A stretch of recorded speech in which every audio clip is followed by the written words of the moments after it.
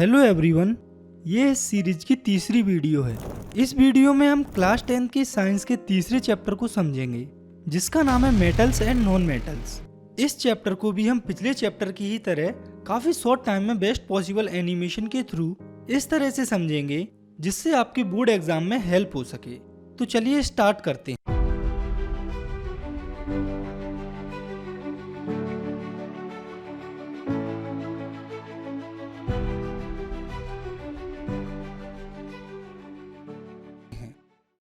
तो इस चैप्टर की शुरुआत होती है मेटल्स और नॉन मेटल्स को समझने से, और इन्हें समझने के लिए हमें इनकी फिजिकल प्रॉपर्टीज जाननी होंगी, क्योंकि उन्हीं की हेल्प से हम पता लगा पाएंगे कि पर्टिकुलर सब्सटेंस मेटल है या नॉन मेटल है। तो आइए नजर डालते हैं मेटल्स और नॉन मेटल्स की फिजिकल प्रॉपर्टीज पर। तो पहले है मेटल्स की फिजिकल प्रॉपर्टीज। तो मेटल्स वो सब्सटेंस होते हैं जो कि मेलिएबल होते हैं, डक्टाइल होते हैं, लक्सरस होते हैं, सोनोरस होते हैं, जनरली हार्ड होते हैं, इनका मेल्टिंग और बॉइलिंग पॉइंट काफी हाई होता है। इसके साथ ये गुड कंडक्टर्स होते हैं हीट और इलेक्ट्रिसिटी के। तो अब आप देखिए, ये है मेटल्स की कुछ फिजिकल प्रॉपर्टीज। जैसे कि ये मेलिएबल होते हैं, यानी कि इन्हें हम थिन शीट्स में कन्वर्ट कर सकते हैं। ये डक्टाइल होते हैं, यानी कि इन्हें थिन वायर्स में कन्वर्ट किया जा सकता है। ये लक्सरस होते हैं, मतलब कि इनमें चमक होती है, ये शाइन करते हैं। ये सोनोरस भी होते हैं, मतलब कि इनको पीटे जाने पर ये आवाज करते हैं। ये जनरली या मोस्टली काफी हार्ड होते हैं, इनका मेल्टिंग और बॉइलिंग पॉइंट भी ज्यादा होता है। इसके साथ ये अपने आप से हीट और इलेक्ट्रिसिटी को पास करते हैं। हालांकि मेटल्स में उनके फिजिकल प्रॉपर्टीज के अंदर काफी एक्सेप्शन हमें देखने को मिलते हैं, जिन्हें हम बाद में देखेंगे। तो ये थी मेटल्स की कुछ फिजिकल प्रॉपर्टीज। इसके बाद है नॉन मेटल्स की फिजिकल प्रॉपर्टीज। तो नॉन मेटल्स की फिजिकल प्रॉपर्टीज बिल्कुल एग्जैक्टली अपोजिट होती हैं मेटल्स की फिजिकल प्रॉपर्टीज से। जैसे non metals non ductile, non malleable, non lustrous, non sonorous, और ये जनरली सॉफ्ट होते हैं, जो कि सॉलिड, लिक्विड और गैस तीनों स्टेट में पाए जाते हैं।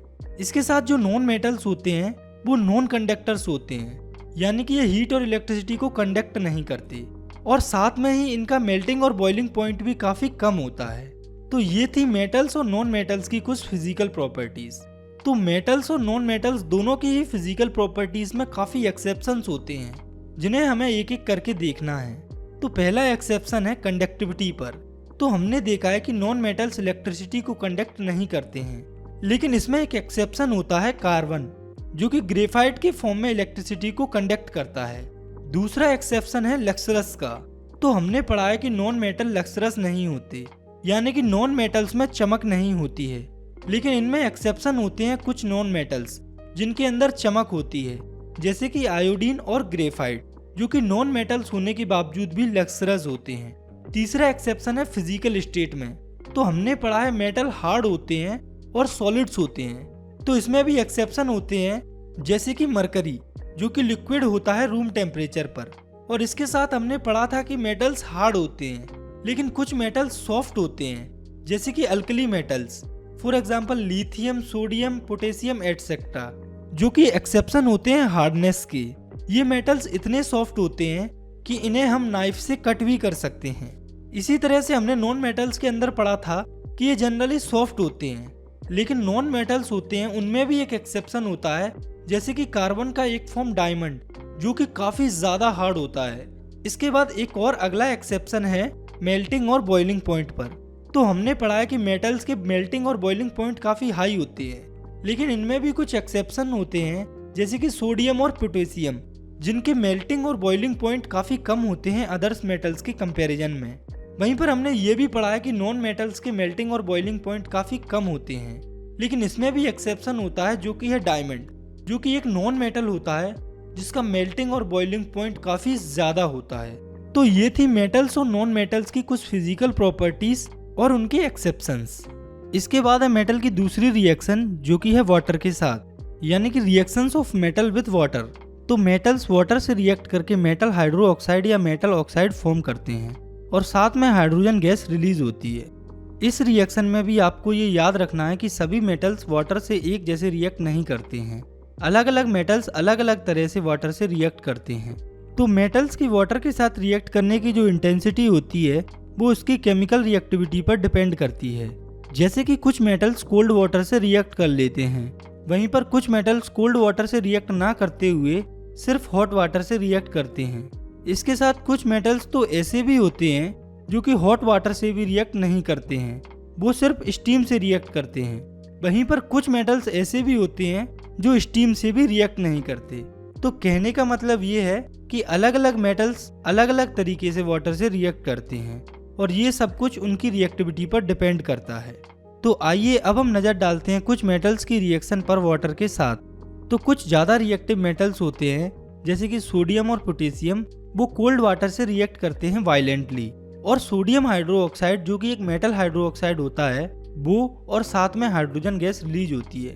तो यहाँ पर वायलेंटली का मतलब एक्सप्लोजन से है, फायर से है।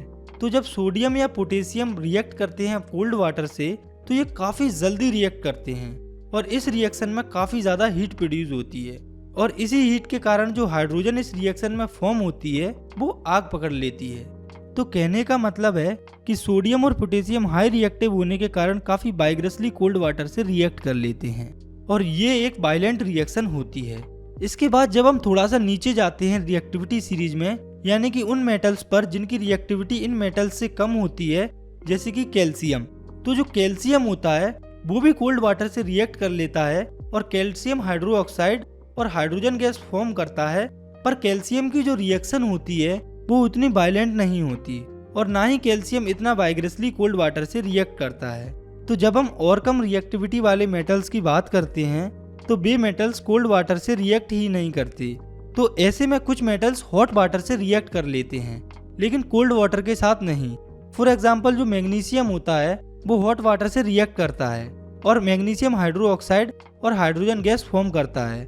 लेकिन इसके साथ साथ कुछ मेटल्स ऐसे भी होते हैं जैसे कि एल्यूमिनियम, आयरन, जिंक, वो हॉट वाटर से भी रिएक्ट नहीं करते, लेकिन वो इससे भी एक कदम ऊपर जो स्टीम होती है यानी कि भाप होती है उससे रिएक्ट कर लेते हैं और अपने करस्पॉन्डिंग मेटल ऑक्साइड और हाइड्रोजन गैस फॉर्म करते हैं।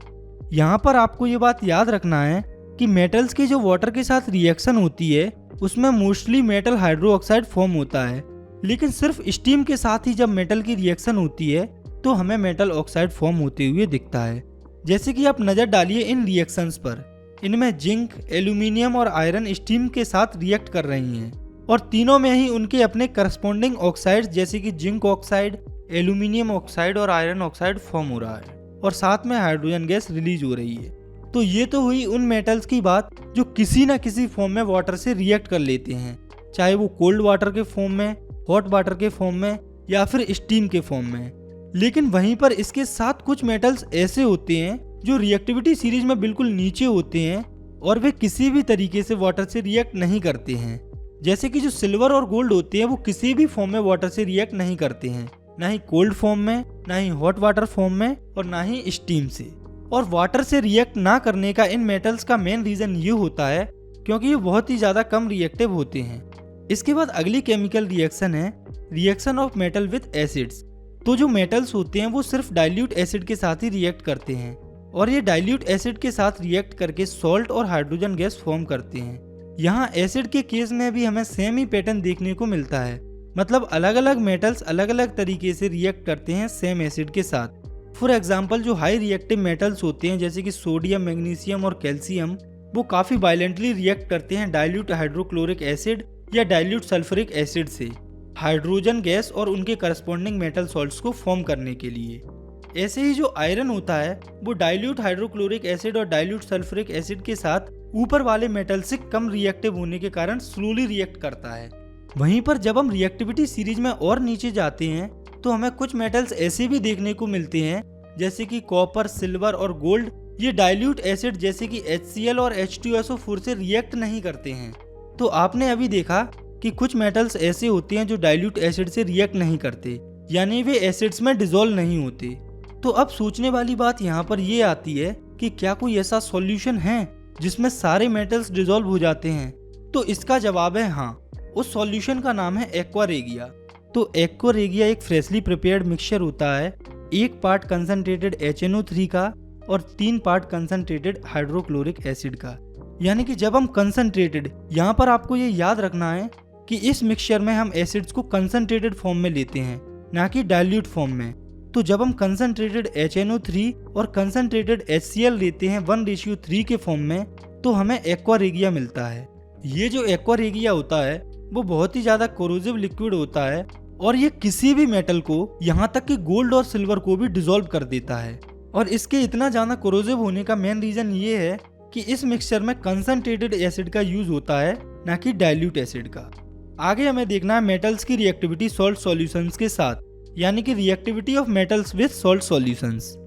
तो जब मोर रिएक्टिव मेटल रिएक्ट करता है लेस रिएक्टिव मेटल के सॉल्ट सॉल्यूशन के साथ, तो जो मोर रिएक्टिव मेटल होता है वो डिस्प्लेस कर देता है लेस रिएक्टिव मेटल को उसके सॉल्ट सॉल्यूशन से। फॉर एग्जांपल, जब आयरन रिएक्ट करता है कॉपर सल्फेट से, तो आयरन कॉपर से ज़्यादा रिएक्टिव होने के कारण उसके सॉल्ट सॉल्यूशन से ही उसे डिस्प्लेस कर देता है और उसकी जगह ले लेता है। वहीं पर जब लेस रिएक्टिव मेटल रिएक्ट करता है मोर रिएक्टिव मेटल के सॉल्ट सॉल्यूशन से, तब कोई रिएक्शन नहीं होती है। तो अब तक हमने मेटल्स की लगभग हर एक केमिकल रिएक्शन में एक कॉमन चीज़ देखी और सुनी है कि जो मोर रिएक्टिव मेटल्स होते हैं वो अच्छे से रिएक्ट करते हैं ज़्यादातर कंपाउंड्स के साथ, जैसे कि वाटर के साथ, एसिड्स के साथ। तो अब हमें ये जानना है कि हमें कैसे पता लगेगा कि कौन सा मेटल ज़्यादा रिएक्टिव है और कौन सा मेटल कम रिएक्टिव है। तो ये हमें पता चलता है रिएक्टिविटी सीरीज की हेल्प से। तो ये जो आप अपनी स्क्रीन पर देख रहे हैं ये है रिएक्टिविटी सीरीज। तो इसमें आप देख सकते हैं कि ऊपर से नीचे की तरफ कुछ मेटल्स दिए हुए हैं। इसमें ऊपर की तरफ के जो मेटल्स होते हैं वो काफ़ी ज़्यादा रिएक्टिव होते हैं और नीचे की तरफ के जो मेटल्स होते हैं वो काफ़ी कम रिएक्टिव होते हैं। इस सीरीज में जैसे जैसे हम ऊपर से नीचे की तरफ आते हैं तो मेटल्स की जो रिएक्टिविटी है वो कम होती जाती है। साथ में आपको ये याद रखना है कि इस सीरीज में ऊपर वाले जो मेटल्स होते हैं वो नीचे वाले मेटल्स को डिस्प्लेस करते हैं उनके सॉल्ट सॉल्यूशन से। तो अब तक हमने मेटल्स के बारे में भी अच्छे से समझ लिया है और स्टार्टिंग में थोड़ा बहुत हमने नॉन मेटल्स के बारे में भी समझा था। तो अब हमें नॉन मेटल्स के बारे में थोड़ा और जानना है। तो नॉन मेटल्स इलेक्ट्रोनेगेटिव एलिमेंट्स होते हैं जो कि इलेक्ट्रोनेगेटिव आयंस फॉर्म करते हैं इलेक्ट्रॉन्स को गेन करके। तो जैसे मेटल्स इलेक्ट्रॉन को लूज करते हैं वैसे ही नॉन मेटल्स इलेक्ट्रॉन को गेन करते हैं। तो जैसे हमने मेटल की रिएक्शन को देखा है वैसे ही अब हम नॉन मेटल्स की कुछ रिएक्शंस को देख लेते हैं। तो पहली है रिएक्शन विद ऑक्सीजन। तो जब नॉन मेटल्स ऑक्सीजन से रिएक्ट करते हैं तो नॉन मेटालिक ऑक्साइड प्रोड्यूस होती है और ये जो नॉन मेटल ऑक्साइड्स होती हैं वो मोस्टली एसिडिक होती है या फिर न्यूट्रल होती है। जैसे कि आप इन दो रिएक्शंस को देखिए, एक में कार्बन जो कि एक नॉन मेटल होता है वो ऑक्सीजन से रिएक्ट करके कार्बन मोनोऑक्साइड फॉर्म कर रहा है जो कि एक न्यूट्रल ऑक्साइड होती है। वहीं पर दूसरी में कार्बन ऑक्सीजन से रिएक्ट करके कार्बन डाइऑक्साइड फॉर्म कर रहा है जो कि एक एसिडिक ऑक्साइड होती है। तो आप इन दोनों रिएक्शन से समझ सकते हैं कि नॉन मेटल्स के ऑक्साइड का नेचर या तो एसिडिक होता है या फिर न्यूट्रल होता है। अगली है रिएक्शन विद वाटर, यानी कि नॉन मेटल्स की वाटर के साथ रिएक्शन। तो जो नॉन मेटल्स होते हैं वो वाटर के साथ रिएक्ट नहीं करते हैं। इसके साथ जो नॉन मेटल्स होते हैं वो डाइल्यूट एसिड से भी रिएक्ट नहीं करते हैं, मतलब कि ये हाइड्रोजन को डिस्प्लेस नहीं करते हैं एसिड से। अगली रिएक्शन है नॉन मेटल्स की सॉल्ट सॉल्यूशन के साथ। तो जिस तरह से more reactive metal less reactive metal को डिस्प्लेस कर देता है उसके सॉल्ट सॉल्यूशन से, उसी तरह से जो ज़्यादा रिएक्टिव नॉन मेटल होते हैं वो कम रिएक्टिव नॉन मेटल को उनके सॉल्ट सॉल्यूशन से डिस्प्लेस कर देता है। फॉर एग्जाम्पल, जब सोडियम ब्रोमाइड NaBr रिएक्ट करता है क्लोरीन से, तो क्लोरीन ब्रोमीन से ज़्यादा रिएक्टिव होने के कारण उसे डिस्प्लेस कर देती है और NaCl फॉर्म हो जाता है और ब्रोमीन गैस बाहर निकल जाती है। तो यहाँ पर आप देखिए, क्लोरीन जो कि एक नॉन मेटल होती है वो ब्रोमीन से ज़्यादा रिएक्टिव होती है और उससे ज़्यादा रिएक्टिव होने के कारण वो उसे उसके सॉल्ट सॉल्यूशन से डिस्प्लेस कर देती है। तो ये थी नॉन मेटल्स की कुछ केमिकल रिएक्शंस। आगे हमें देखना है हाउ डू मेटल्स और नॉन मेटल्स रिएक्ट, यानी कि मेटल्स और नॉन मेटल्स आपस में कैसे रिएक्ट करते हैं। तो हम जानते हैं कि जो मेटल्स होते हैं वो इलेक्ट्रॉन्स लूज करते हैं, वहीं पर जो नॉन मेटल्स होते हैं वो इलेक्ट्रॉन्स गेन करते हैं। जैसे आप देखिए, हमारे पास दो एलिमेंट हैं, सोडियम और क्लोरीन, जिसमें सोडियम मेटल है और उसकी इलेक्ट्रॉनिक कॉन्फ़िगरेशन है 281। वहीं पर क्लोरीन एक नॉन मेटल है जिसकी इलेक्ट्रॉनिक कॉन्फ़िगरेशन है 287। तो अगर ये सोडियम अपना एक इलेक्ट्रॉन लूज करके क्लोरीन को दे दे तो दोनों एलिमेंट्स स्टेबल हो जाएंगे, क्योंकि क्लोरीन को स्टेबल होने के लिए एक इलेक्ट्रॉन की जरूरत है और सोडियम भी तभी स्टेबल होगा जब वो अपना एक इलेक्ट्रॉन लूज करेगा। तो अगर ऐसा होगा तो उसमें एक कंपाउंड NaCl फॉर्म हो जाएगा जिसमें सोडियम के ऊपर पॉजिटिव साइन आएगा क्योंकि उसने इलेक्ट्रॉन को लूज किया है, और क्लोरीन के ऊपर नेगेटिव साइन आएगा क्योंकि उसने इलेक्ट्रॉन को गेन किया है। तो यहाँ पर याद रखने वाली बात यह है कि मेटल्स और नॉन मेटल्स आपस में इलेक्ट्रॉन के ट्रांसफर से रिएक्ट करते हैं। तो जब भी कभी दो एलिमेंट्स के बीच में इलेक्ट्रॉन ट्रांसफर होते हैं तो आयोनिक बॉन्ड फॉर्म होता है, और आयोनिक बॉन्ड से जो कंपाउंड फॉर्म होते हैं उन्हें आयोनिक कंपाउंड कहा जाता है। तो आयोनिक कंपाउंड के फॉर्मेशन की बात करें तो ये तो आपने अभी देखा है कि ये मेटल्स और नॉन मेटल्स की आपस में रिएक्शन से फॉर्म होते हैं। और ये जो आयोनिक कंपाउंड्स फॉर्म होते हैं इनकी कुछ स्पेशल प्रॉपर्टीज होती हैं जिन्हें अब हमें देखना है। तो इनकी पहली प्रॉपर्टी है फिजिकल नेचर के बेसिस पर। तो आयोनिक कंपाउंड सॉलिड्स होते हैं नेचर में, और ये काफ़ी हार्ड होते हैं क्योंकि इनके बीच में strong electrostatic force of attraction होता है। अगली प्रॉपर्टी है मेल्टिंग पॉइंट और बॉइलिंग पॉइंट के ऊपर। तो आयोनिक कंपाउंड्स के मेल्टिंग और बॉइलिंग पॉइंट काफ़ी ज़्यादा हाई होते हैं, और इसका रीज़न ये है कि ये कंपाउंड सॉलिड्स होते हैं और इनके बीच में फोर्स ऑफ अट्रैक्शन काफ़ी स्ट्रॉन्ग होता है। इनकी तीसरी प्रॉपर्टी है सॉल्युबिलिटी। तो आयोनिक कंपाउंड्स पोलर सॉल्वेंट्स जैसे कि वाटर में सॉल्युबल होते हैं, लेकिन ये केरोसिन, पेट्रोल एटसेट्रा में सॉल्युबल नहीं होते हैं। और ऐसे ही इनकी चौथी प्रॉपर्टी है कंडक्टिविटी। तो आयोनिक कंपाउंड्स मोल्टन स्टेट और सॉल्यूशन फॉर्म में इलेक्ट्रिसिटी को कंडक्ट करते हैं, लेकिन ये सॉलिड स्टेट में एज अ इंसुलेटर बिहेव करते हैं। मतलब ये सॉलिड स्टेट में इलेक्ट्रिसिटी को कंडक्ट नहीं करते हैं। और इसका मेन रीज़न ये है कि सॉलिड्स आयोनिक कंपाउंड में आयंस का मूवमेंट पॉसिबल नहीं हो पाता है, लेकिन एक्वस सॉल्यूशन और मोल्टन स्टेट्स में आयंस थोड़े दूर दूर हो जाते हैं और वे इलेक्ट्रिसिटी को कंडक्ट कर पाते हैं। इसके बाद अगला जो टॉपिक है वो थोड़ा सा कंसेप्चुअल और काफ़ी इम्पोर्टेंट है, जो कि है अक्रेंस ऑफ मेटल्स, यानी कि मेटल्स की उत्पत्ति। ये कहाँ से आते हैं, हमें कैसे मिलते हैं। तो जितने भी मेटल्स होते हैं वो अर्थ की क्रस्ट में पाए जाते हैं, यानी कि अर्थ के अंदर पाए जाते हैं, या तो फ्री स्टेट में या फिर किसी कंपाउंड के फॉर्म में। तो यहाँ पर फ्री स्टेट का मतलब है कि ये मेटल्स अकेले पाए जाते हैं अनकम्बाइंड फॉर्म में। तो जो मेटल्स रिएक्टिविटी सीरीज में नीचे पाए जाते हैं, जो कि काफ़ी कम रिएक्टिव होते हैं, वो जनरली नेटिव या फ्री स्टेट में हमें देखने को मिलते हैं। For example silver, gold, platinum. तो ये तीनों एलिमेंट्स ही काफ़ी कम रिएक्टिव होने के कारण हमें फ्री स्टेट में देखने को मिलते हैं। और वहीं पर अगर हम बात करें कंबाइंड स्टेट की, तो इसका मतलब है कि वो मेटल किसी के साथ कंबाइंड हो रहा है, यानी कि वो मेटल किसी के साथ कंपाउंड फॉर्म कर रहा है। तो हम जानते हैं कि कंपाउंड्स तो वे ही मेटल फॉर्म कर सकते हैं जो कि रिएक्टिव होते हैं। तो कंबाइंड स्टेट में मोस्टली रिएक्टिव मेटल्स जैसे कि सोडियम, मैग्नीशियम, कॉपर ही पाए जाते हैं। तो कुछ बहुत ही ज़्यादा रिएक्टिव मेटल होते हैं जैसे कि सोडियम और मैग्नीशियम, वो काफ़ी ज़्यादा रिएक्टिव होने के कारण सिर्फ कंबाइंड स्टेट में ही पाए जाते हैं। वहीं पर कुछ मेटल्स ऐसे होते हैं जो कि बहुत ज़्यादा रिएक्टिव नहीं होते, ना ही बहुत कम रिएक्टिव होते हैं। तो वो मेटल्स कंबाइंड स्टेट में भी पाए जाते हैं और फ्री स्टेट में भी पाए जाते हैं, यानी कि मॉडरेट रिएक्टिव मेटल्स दोनों स्टेट में पाए जाते हैं। आगे हमें समझना है मेटल की एक्सट्रैक्शन से रिलेटेड कुछ इंपॉर्टेंट टर्म्स को, जो कि है मिनरल्स, ओर्स और गैंग। तो आइए समझते हैं इन टर्म्स को। तो पहले है मिनरल्स। तो ये वो एलिमेंट्स या कंपाउंड्स होते हैं जो कि अर्थ क्रस्ट पर नेचुरली प्रेजेंट होते हैं। तो जो मिनरल्स हमें अर्थ क्रस्ट से मिलते हैं उनमें से कुछ में पर्टिकुलर मेटल की क्वांटिटी काफ़ी ज़्यादा होती है, और अगर हम उनसे मेटल को एक्सट्रैक्ट करते हैं तो वो काफ़ी बेनिफिशियल होता है। तो ऐसे मिनरल्स को हम ओर्स बोलते हैं। तो जो हमें ओर्स या मिनरल्स मिलते हैं उनमें सिर्फ पर्टिकुलर मेटल नहीं होता, बल्कि उसके साथ साथ कुछ इम्प्योरिटीज़ या वेस्ट मटेरियल भी प्रेजेंट होता है। तो गैंग के अंदर बेसिकली अनवांटेड इम्प्योरिटीज़ जैसे कि sand, Rocky material, animal decay वगैरह प्रेजेंट होते हैं पर्टिकुलर ओर के साथ। तो अब हमें ये देखना है कि मेटल्स को कैसे उनके ओर्स और गैंग से निकाला जाता है। तो मेटल्स को उनके ओर्स से निकालने की प्रोसेस 3 स्टेप्स में कंप्लीट होती है, जिसमें पहली है एनरिचमेंट ऑफ ओर या कंसंट्रेशन ऑफ ओर। तो इस प्रोसेस में ओर के अंदर इम्प्योरिटीज, डर्ट या गैंग वगैरह प्रेजेंट होती हैं, उसे रिमूव किया जाता है।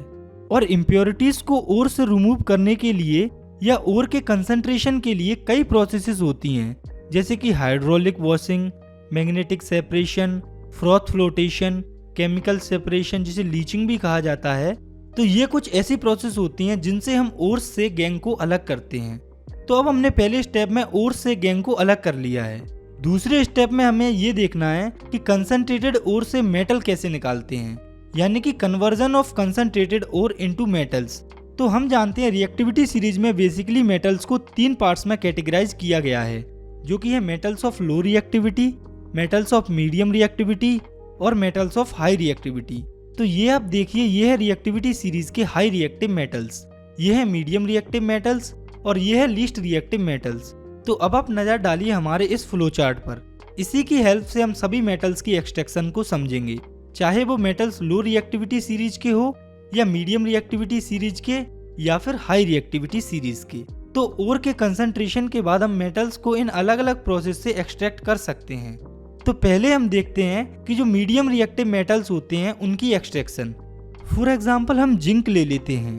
तो जिंक या और भी कोई मीडियम रिएक्टिव मेटल हमें दो फॉर्म में देखने को मिल सकता है, या तो कार्बोनेट ओर के फॉर्म में या फिर सल्फाइड ओर के फॉर्म में। तो यहाँ पर याद रखने वाली बात यह है कि मेटल के कार्बोनेट ओर और सल्फाइड ओर दोनों से ही मेटल को एक्सट्रैक्ट करना काफी टफ होता है, इसलिए हम इन दोनों ओर्स को इनके पर्टिकुलर मेटल ऑक्साइड में कन्वर्ट करते हैं। तो जो कार्बोनेट ओर होती हैं उन्हें कैल्सिनेशन प्रोसेस से उनके मेटल ऑक्साइड्स में कन्वर्ट किया जाता है, वहीं पर जो सल्फाइड ओर्स होती हैं उन्हें रोस्टिंग की प्रोसेस से उनके मेटल ऑक्साइड्स में कन्वर्ट किया जाता है। तो अब आप इन दोनों रिएक्शंस को देखिए।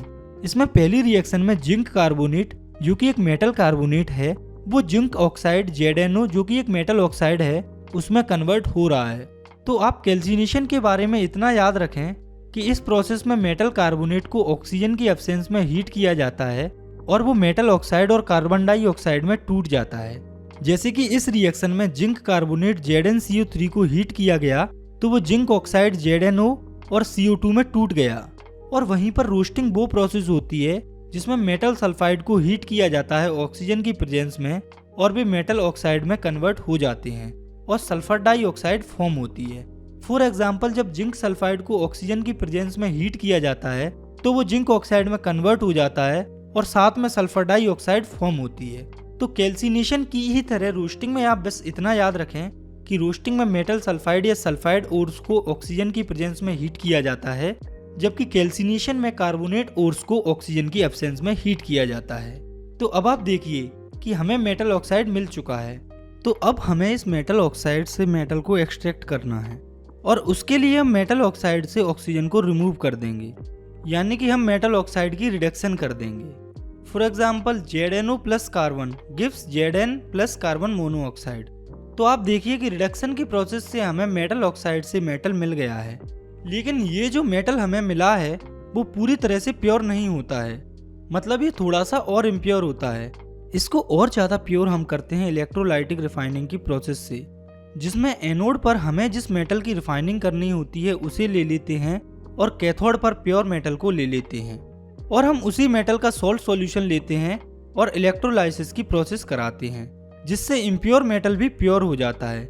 जैसे कि आप मान लीजिए कि हम यहाँ पर कॉपर की रिफाइनिंग कर रहे हैं, तो इसमें हम इम्प्योर कॉपर को एनोड पर ले लेंगे और इसकी रिफाइनिंग के लिए कैथोड पर प्योर कॉपर को ले लेंगे और इलेक्ट्रोलाइसिस के लिए कॉपर सल्फेट का ही सॉल्ट सॉल्यूशन ले लेंगे, क्योंकि जिस मेटल की हम रिफाइनिंग करते हैं उसके इलेक्ट्रोलाइसिस में उसी के सॉल्ट सॉल्यूशन को लिया जाता है और मेटल को अच्छे से रिफाइन किया जाता है। इसके बाद हमें देखनी है लो रिएक्टिविटी वाले मेटल्स की एक्सट्रैक्शन। तो जनरली जो लो रिएक्टिव मेटल्स होते हैं वो मेनली सल्फाइड ओर के फॉर्म में प्रेजेंट होते हैं। तो हम जानते हैं कि सल्फाइड ओर्स को रोस्टिंग की प्रोसेस से मेटल ऑक्साइड्स में कन्वर्ट किया जाता है। फॉर एग्जांपल जैसे जो मरकरिक सल्फाइड होता है उसे जब हीट किया जाता है ऑक्सीजन की प्रेजेंस में, यानी कि उसकी रोस्टिंग की जाती है, तो वो मरकरिक ऑक्साइड जो कि एक मेटल ऑक्साइड होती है उसमें कन्वर्ट हो जाती है और साथ में SO2 फॉर्म होती है। तो हम इस HgO यानी कि इस मरकरिक ऑक्साइड की अगर रिडक्शन कर देते हैं तो हमें मेटल मिल जाता है। तो यहाँ पर एक काफ़ी इम्पोर्टेंट बात है जो आपको याद रखना है कि लो रिएक्टिव मेटल में मेटल ऑक्साइड की रिडक्शन सिंपली हीटिंग से हो जाती है, जैसे कि इस मरकरी वाले केस में हो रही थी। वहीं पर जो मॉडरेट रिएक्टिव मेटल्स होते हैं यानी कि मिडिल रिएक्टिव मेटल्स, उनकी रिड्यूसिंग में कुछ ना कुछ रिड्यूसिंग एजेंट इन्वॉल्व होते हैं, जैसे कि जिंक के केस में कार्बन था एक रिड्यूसिंग एजेंट। तो हमें लो रिएक्टिव मेटल्स में जो मेटल एक्सट्रैक्ट होता है हम उसकी रिफाइनिंग करके उसे यूज में ले सकते हैं। इसके बाद नेक्स्ट हमें देखनी है extractions of high reactivity metals, यानी कि हाई रिएक्टिव मेटल्स की एक्सट्रैक्शंस। तो हाई रिएक्टिविटी वाले मेटल्स ज़्यादा ही रिएक्टिव होते हैं, इसलिए उनके बनाए गए बॉन्ड्स भी काफ़ी स्ट्रॉन्ग होते हैं, इसलिए नॉर्मली उन प्रोसेस से ऑक्सीडाइज नहीं होते हैं जिनसे मॉडरेट रिएक्टिव मेटल्स और लो रिएक्टिव मेटल्स ऑक्सीडाइज हो जाते हैं। जैसे कि कैल्सिनेशन और रोस्टिंग, इन प्रोसेसेस से हाई रिएक्टिविटी वाले मेटल्स ऑक्सीडाइज नहीं होते। इसलिए हमें इनकी एक्सट्रैक्शन के लिए कुछ हायर प्रोसेस का यूज करना पड़ता है, जैसे कि इलेक्ट्रोलाइटिक रिडक्शन। तो बेसिकली हमें इलेक्ट्रोलाइसिस करना पड़ता है, जैसे कि इलेक्ट्रोलाइटिक रिडक्शन। तो आप इस डायग्राम को देखिए, इससे आप हाई रिएक्टिविटी वाले मेटल्स की एक्सट्रैक्शंस को और अच्छे से समझ सकते हैं। तो एक्सट्रैक्शन ऑफ मेटल्स के अंदर हमें यहाँ इतना ही समझना है। आपको यहाँ पर मेन स्टेप्स को ही याद रखना है, जैसे रोस्टिंग, कैल्सिनेशन, तीनों स्टेप्स के नाम और मेन चीज रिएक्शन जो आपने एक्सट्रैक्शन के अंदर पढ़ी। तो चलिए आगे बढ़ते हैं और समझते हैं इस चैप्टर के आखिरी टॉपिक को, जो कि है कोरोजन। तो कोरोजन के बारे में वैसे तो हम first chapter chemical reaction and equation में पढ़ चुके हैं, तो चलिए यहाँ भी हम इसे समझ लेते हैं।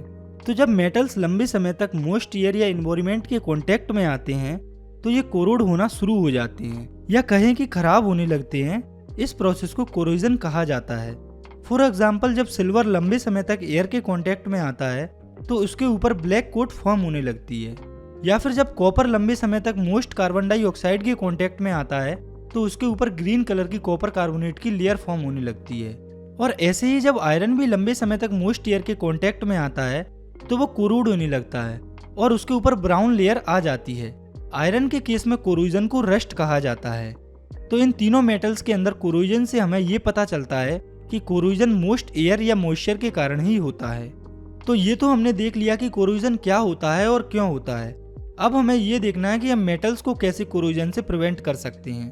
तो हम बेसिकली 4 मेथड से कोरोजन को प्रिवेंट कर सकते हैं मेटल्स के अंदर, जिसमें कि पहली है पेंटिंग। तो जब हम मेटल्स को पेंट कर देते हैं तो वो मॉइस्चर के कांटेक्ट में नहीं आते हैं और वो मेटल्स कोरोड होने से बच जाते हैं। दूसरा है ग्रीसिंग। तो इसमें हम मेटल्स की आउटर सरफेस पर ग्रीस लगा देते हैं, जिससे वो डायरेक्टली एयर, वाटर और मॉइस्चर के कांटेक्ट में नहीं आते हैं और कोरोड होने से बच जाते हैं। इन दोनों मेथड्स का यूज मेनली आयरन को कोरोजन या रस्ट से प्रिवेंट करने के लिए किया जाता है। नेक्स्ट मेथड है गैल्वेनाइजेशन। तो इस मेथड में आयरन या स्टील के ऊपर जिंक की एक लेयर चढ़ाई जाती है, जो कि आयरन या जिंक को कोरोजन से प्रिवेंट करती है। इसके बाद है कोरोजन से प्रिवेंशन की चौथी मेथड, जो कि है बाय मेकिंग अलॉयस। तो अलॉयस बेसिकली होमोजीनियस मिक्सचर होते हैं, 2 या 2 से ज़्यादा मेटल्स के या नॉन मेटल्स के, और ये अलॉयस कोरोजन से प्रिवेंट करते हैं मेटल्स को। फॉर एग्जाम्पल ब्रास, जो कि एक अलॉय होता है कॉपर और जिंक का। स्टील, जो कि अलॉय होता है आयरन, निकेल और क्रोमियम का। तो अलॉयस जो है वो डिफरेंट मेटल्स के मिक्सचर से बना होता है, इसलिए वो उन्हें प्रिवेंट करता है कोरोजन से। तो इस वीडियो में केवल इतना ही। मिलते हैं इस सीरीज की नेक्स्ट वीडियो में। आप चाहें तो इस वीडियो को लाइक कर सकते हैं और चैनल को भी सब्सक्राइब कर सकते हैं, ताकि आपसे इस सीरीज की कोई भी वीडियो मिस ना हो। तब तक के लिए thanks for watching, take care, bye.